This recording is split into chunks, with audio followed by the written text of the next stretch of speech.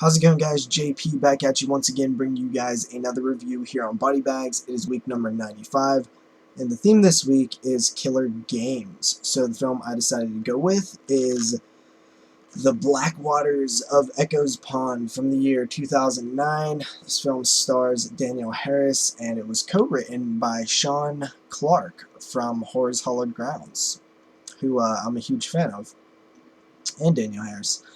So this film follows a group of young adults who are on vacation at this vacation house that seems to be on some sort of island. They're hanging out and they find this board game. They start playing, and as they're playing, the board game kind of forces each character to reveal something that they feel, something that they think, something that they've done. And they start to hate and resent each other because they start finding out that all of them has screwed one another over in the past in some way, whether it be greed, power, or just sluttiness. So these friends start getting pissed off at each other. Meanwhile, the board game kind of starts coming into a possession style film. Overall, I thought that it had major problems in the performance department and the character actions and motivations department. It felt like characters would go from one extreme to the other extreme, very quickly. It wasn't a smooth transition from calm to anger, or it just felt like everybody was so quick to switch. It was like the film was bipolar. It was a very odd experience.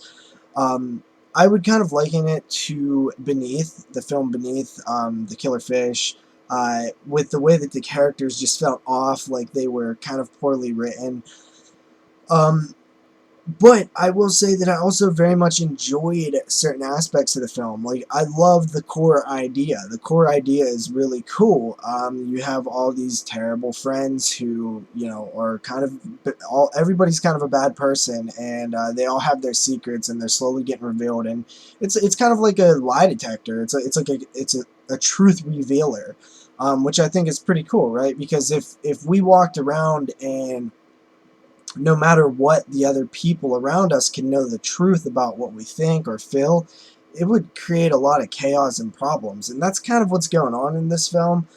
And I love that core concept, but the problem is it has a very sloppy execution in the concept. And that's where the film really kind of fails. But I still found it very entertaining. The characters are very cookie cutter, very annoying.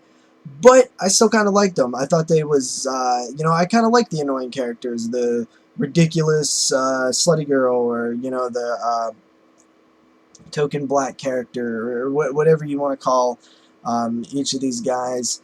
I liked them. They were all pretty fun, cookie cutter characters, but, it fits for the horror films that like this sometimes.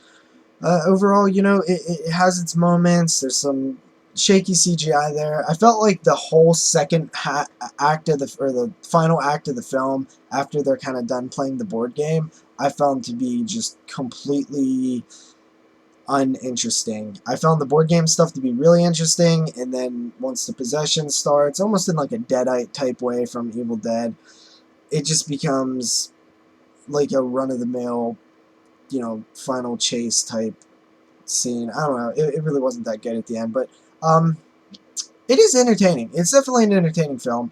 I give it about a 5 out of 10. It's an average film. I liked it a little bit more than average, but still, I can be stand on the outside and kind of judge the film without my personal bias, and I say it's about a 5 out of 10.